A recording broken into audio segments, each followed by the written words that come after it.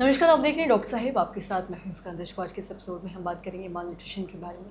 हम ये देखेंगे कि आज बहुत सारे ऐसे बच्चे हैं जो कुपोषित हैं और साथ ही सबसे ज़रूरी आज हम ये जानेंगे कि किसी भी बच्चे के शरीर के सही डेवलपमेंट के लिए, बॉडी फिजिकल डेवलपमेंट के लिए क्या उनका खान पान होना चाहिए, क्या उनका है जो डाइट होना चाहिए।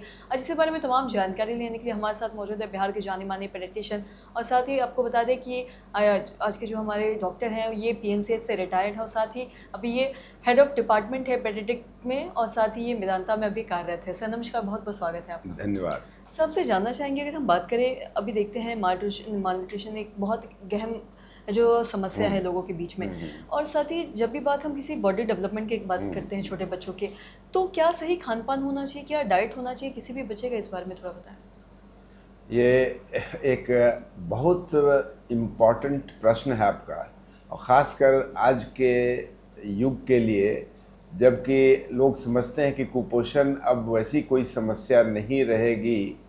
लेकिन सच्ची बात यह है कि कुपोषण अभी भी है, वो दूसरे तरफ है। जैसे कि पहले जो हुआ करता था, जो कुपोषण वो होता था प्रोटीन की कमी, और उसके वजह से जो होता था उसको बोलते थे हम लोग मेरास्मस।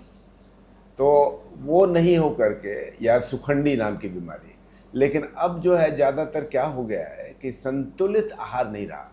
अब जो बच्चे हैं हमारे, कभी कभी तो ख़ास करके जो शहर के बच्चे हैं या थोड़ा भी संपन्न जो हैं अगर गांव के भी, तो उन सब में ये समस्या हो गई कि संतुलित आहार नहीं वो ले पाते हैं।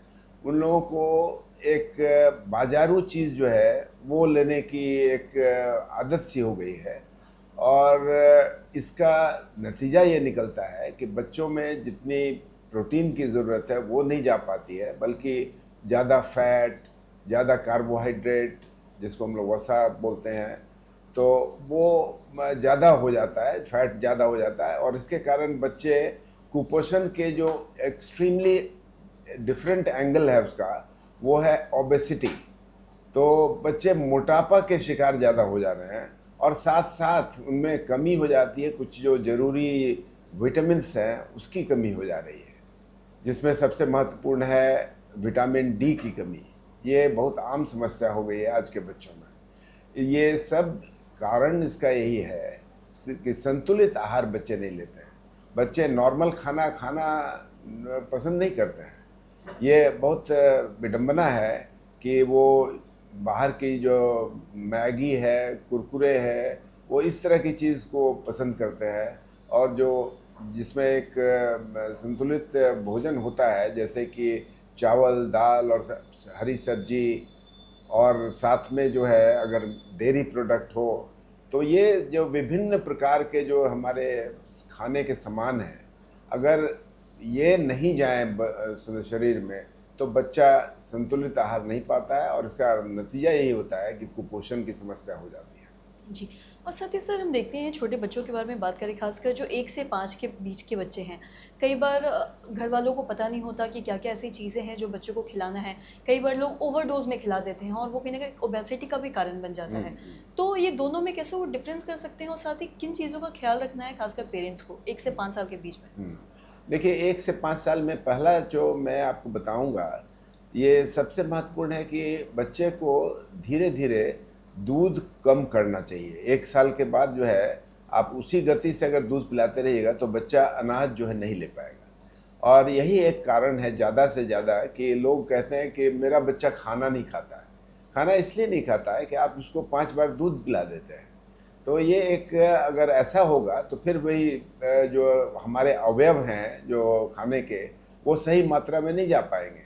दूध से सारी समस्या का हल नहीं हो सकता है 1 साल के बाद, क्योंकि 1 साल के बाद आपको कॉम्प्लीमेंट्री फीड और जो सॉलिड फूड है वो बहुत ज़रूरी होता है। और सॉलिड फूड में, जैसा हमने आपको बताया, सभी चीज़ों का मिश्रण होना चाहिए।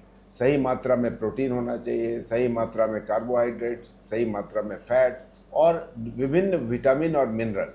ये सारे चीज़ जब जाएंगे शरीर में, तभी शरीर का अच्छा विकास हो सकेगा और कुपोषण की समस्या नहीं होगी। जी, सर बहुत बहुत शुक्रिया तमाम जानकारी देने के लिए। तो आशा करते हैं दर्शकों कि आप ये समझ पाए होंगे कि कोई भी छोटा बच्चा है, खासकर अगर हम 1 से 5 साल के बीच के बारे में बात करें, तो इन बच्चों को क्या खान-पान देना है, इनका क्या डाइट होना चाहिए। कई बार ऐसा भी देखा जाता है कि ज़्यादा बच्चों को स्वस्थ करने के लिए या फिर चाहते हैं कि हेल्दी रहे हमारा बच्चा, इस वजह से लोग ओवरडोज़ देते हैं या ओवर चीज़ें खिला देते हैं और ये कहीं न कहीं एक ओबेसिटी का भी कारण बन जाता है। तो किन-किन बातों का ख़्याल रखना है, क्या बच्चों को खिलाना है, क्या नहीं खिलाना है, ये हमने जाना।